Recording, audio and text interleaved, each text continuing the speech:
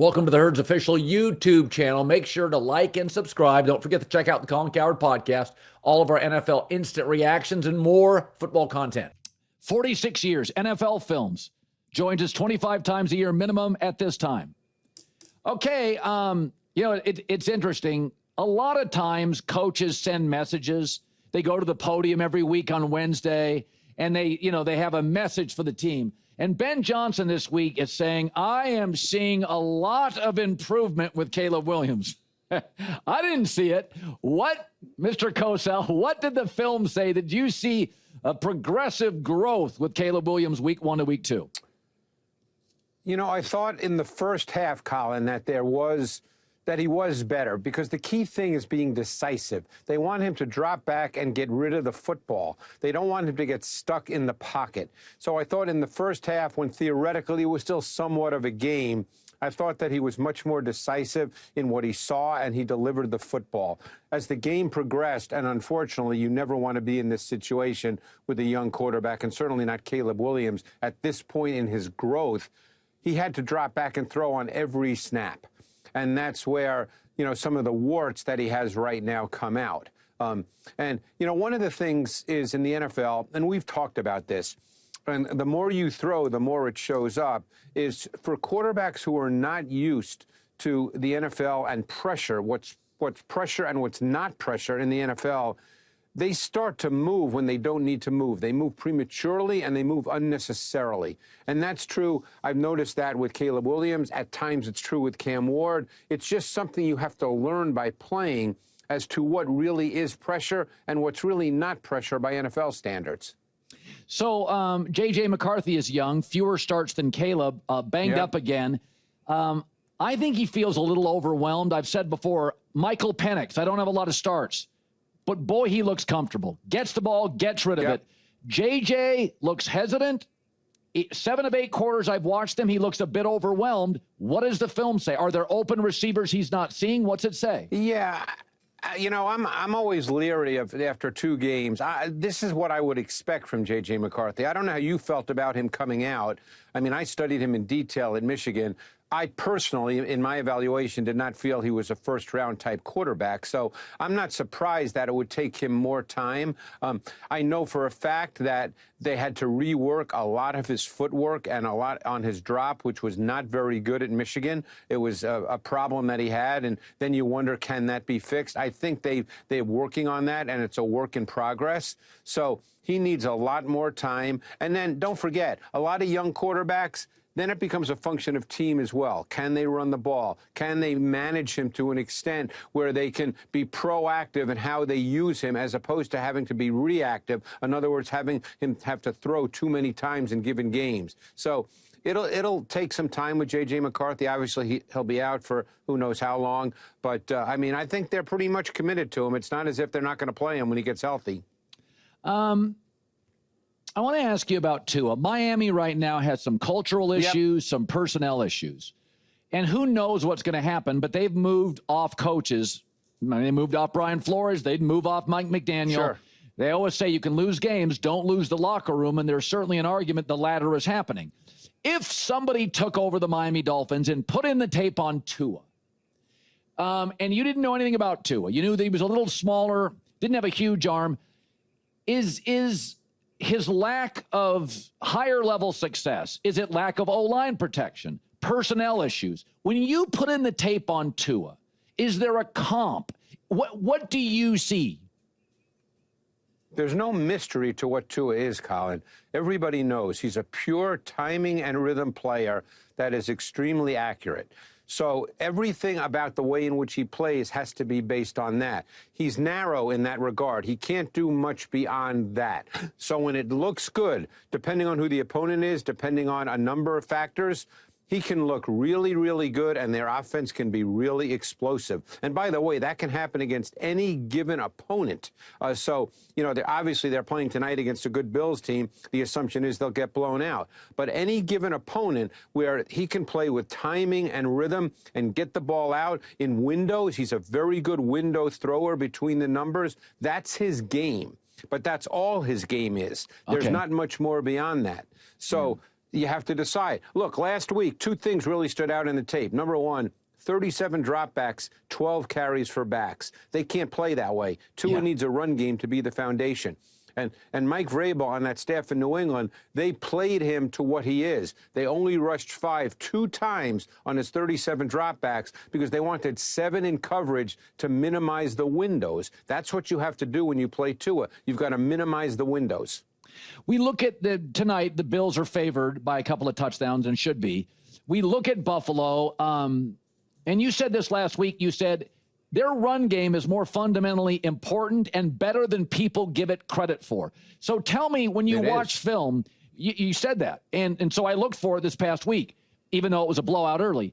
What does the run game provide to Josh Allen that without a run game, what are the advantages he gains from it? Well, every quarterback gains from a run game, and then now you're getting into multiple issues. What personnel do you put out on the field? They like to put out a lot of base personnel groupings. They did that this past week. And they're a very multiple run game as well. And James Cook, despite his size, is actually a very tough physical inside runner. He gets hard-earned yards. So a run game is critical. You know, it's funny. I watched that tape, and I came away thinking to myself, this was a great game for Josh Allen because he plays in 4 days, and it didn't seem like he exerted any energy in that game. It didn't seem like he had much to do. Right. So, you know, a run game always helps a quarterback. So I think, look, we know Josh Allen, when necessary, can put on the Superman cape as he did week 1 in the fourth quarter of that game against Baltimore. But the way they played last week, and granted, they got ahead early, and there was clearly a sense they were going to control the game, which they did. But I think they want to play with a run game. They don't want to just be a passing team. And it's funny. I said watching that tape to one of my guys in the office today, I said, you know, Josh Allen, he's not really a gunslinger anymore unless the game demands it. You know, he doesn't play that way as his natural state, which is the way he sort of played 3-4 years ago. Yeah. Now he's very much a piece of an offense, and if demanded, he can do special things, but he doesn't play like that as his natural state. Yeah. So one of the reasons I picked the Seahawks to make the playoffs, and I thought Sam Darnold would work, is that when Sam has a run game and can throw it 28 times or fewer and does not have to get into track meets, and I think this team's defensive structure, I said, Sam is going to be asked to do 2 or 3 wow plays, and he's really talented. But I think, and I think that's really the key. That's why in Minnesota with Brian Flores, he didn't have to win a shootout every week. In New York, when you're saving the franchise, he's like Geno. You ask him to throw 40 times, you're going to get 2 or 3 picks. So what does the tape say so far with Sam? I think Seattle fits his strengths. Well, it's funny you say that because what they did, and it's only 2 weeks, so you don't know if this is something that will be a trend or not. But what they did last week against Pittsburgh was something I haven't seen very much in the league.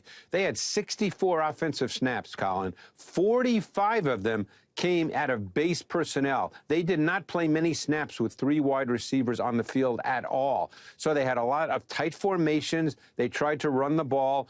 Walker had some good success. Charbonnet didn't have any success. But that's, I think, the way they want to play under Clint Kubiak. They know what Darnold is. They love the fact that he was so efficient in the play-action pass game under center a year ago in Minnesota. They'd like their offense to look like that. And I agree with you. And by the way, how many quarterbacks do you think realistically can line up and throw it 40, 45 times a week and really be good? That's a hard thing to do in this league. And by the way, it's very hard on your O-line, no matter how good it is. Yeah, I mean, there's a number with Dak who's going to have, with 3 different coaches, be highly productive. If he throws over 40 times, Dak's numbers plummet. His win percentage plummets. The reality is, at any given time in my life, there's about 3 quarterbacks, maybe 4, that you feel comfortable throwing 40 times a game. It's really, really hard. Okay. It's hard to do. Yeah. Eagles, Chiefs. Listen, we know Kansas City's issues. They're not very gifted until Xavier Worthy and Rashee Rice get back. On the perimeter, there's a way you can defend them now. Did Philadelphia use any secret sauce, any deception, or was it just mano a mano, we have better defensive players than you do offensive players? Well, it's funny because about a quarter into that tape, I said to myself, wow, Vic Fangio has taken a totally different approach than he did in the Super Bowl. In the Super Bowl, they did not rush 5 one time, and they literally played zone in a quarter structure, 4 across on the back end on almost every play. In this game last week, they blitzed quite a bit, a high percentage for Vic Fangio, and they played a lot more man coverage. So he came with a totally different defensive tactical approach. So it's not one thing. But I will say this. I think there is a sense, and it could be a function of the receivers, but I think there's a sense right now among teams that what you want to do with Patrick Mahomes and the pass game is really clog the middle of the field and make him work outside. Now, he's capable, obviously he's capable of making any throw. That's not the point. But he doesn't make a lot of throws outside the numbers unless it's vertical throws. So they're going to have to figure out a way, Andy Reid, Kafka, they're going to have to figure out, not Kafka, Matt Nagy, they're going to have to figure out a way to work outside the numbers in kind of a short to intermediate pass game. You know, it's interesting. It feels like the tush push means even more this year. Through 2 games, Jalen Hurts has attempted more tush pushes than throws of 10 yards plus down the field. They're not throwing the ball down the field. I don't know. No, they're not. They're not. Like, and I think to myself, how sustainable is it? But it does. I mean, I look at it, what they are. I said this Monday on the show. In my life, there has never been a quarterback in a team that is better at getting 1, 2, or 3 yards. They are now. They don't throw over the top. There's things they're not great at.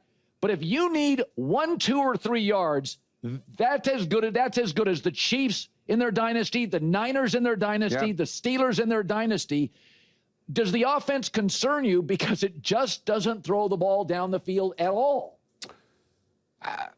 Yes, now it does. I think they will. But I think the larger point about the tush push, because there's been so much talk about it, obviously, this week, is not the tush push itself. It's the fact how many times they're in situations to deploy the tush push. That's the larger question. That's the big deal. Because, and we've discussed this, when it's 3rd and 7 or 3rd and 8 for the Eagles offense, they don't necessarily have to throw the ball, Colin. And now it changes the way defenses have to play. Because in the NFL, 3rd and 7 is 100% pretty much a passing down, correct? But the Eagles don't view it that way, because if they get to 4th and 2 and they're at the 50-yard line going in, they're going to go for it. So it's how often they get to those short yardage situations that they're able to go for it. That's really the bigger issue than the fact that they convert on the tush push. Okay, so I want to go back. I asked you about Caleb and J.J. Now I want to go to a quarterback that's got far more starts than J.J. I want to talk Drake Maye, because they host the Steelers this week. And they won a big game last week. So I think both of us liked Drake Maye out of college. I did a lot. I thought he was a less polished Justin Herbert. He hadn't started as many games. I thought he was Justin Herbert, but probably 1.5 to 2 years behind him in terms of snaps and polish. Okay, so he wins a game. It's Miami in September. That's always been tough on Belichick, and Brady struggled down early in the season. Are you seeing a jump from last year to this year from Drake Maye? Yeah, and I think one thing you really want to keep seeing, he did it last week, is just the ball placement. When he places the ball well, he's really, really good. And I think it's another example, and we've talked about this, of scheme and play calling helping him. Early in that game, they called some plays that were really really strong from a scheme perspective. They had a drag wheel throwback to Hooper. They had a great 3rd down call because they knew they were going to get man coverage where he hit Henderson on a wheel route out of the backfield to the right. They're really helping him with what they're calling to define reads and throws for him. But the one thing that really stands out to me as well, he's very poised and very calm in the way in which he plays. There's no freneticism to him, and he's obviously got athleticism to him. It's funny you mentioned the size, comparing him to Herbert. I got a chance to stand next to him at the Combine, and he's a big dude now. And, you almost lose sight of how big some of these quarterbacks are, because there's a lot more smaller quarterbacks. But I stood next to Caleb Williams and Drake Maye. Caleb Williams looked like a high school kid, and Drake Maye looked like a really big dude. Okay, I want to get in. I have said the first 2 weeks of the year that the Packers are the best team I've seen. I'm trusting my eyes. I think they're the fastest team offensively. I think they're so fast. Everybody runs. Love, the running back, the tight ends, the receivers. They got 8, 9 guys that can really run. But it's interesting with their defense. I compared it to when you were in college and you had a really big, strong football player buddy. You always felt you had a little more courage going to the bar and having flirting. So there is something about Micah that has elevated his teammates. It's almost as if his teammates know they're going to get more space, that he's going to create disruptions. I feel like he's elevating other players on the defense. Maybe they're playing with more energy. Maybe it's because they have fewer snaps. The offense is more productive. But there is something when I watch the Packers, I'm like, they're more aggressive than last year. And they feel more aggressive. What does the film say? Well, it's funny you say that because in this last game, which was Thursday night last week, so it feels like a long time ago, they're getting Edger and Cooper now more involved in their rushes. So they're showing some more 5-man fronts. And when you show a 5-man front, the way offenses almost always protect is what they call 5-0 protection, meaning 5 on 5. So that gives Micah theoretically a 1-on-1. So they're going to do more and more of that and then see how offenses react to that. They had a sack last week. It was a Cooper and Parsons split sack where they did just that, and they stunted away from Micah with the loop, and then he was 1-on-1 with the right tackle Connerly, and he just ate him up. But they're also so good, Halfley, and this to me is coaching. He is so good with his late coverage rotation. In other words, he changes the picture pre-snap to post-snap, and he's not just moving 1 or 2 guys, Colin. He's moving 5 guys on defense. That's coaching, because if one guy makes a mistake, you know what happens. So they are really good now with their pressure schemes, and they're really good on the back end with all this late coverage rotation changing the picture.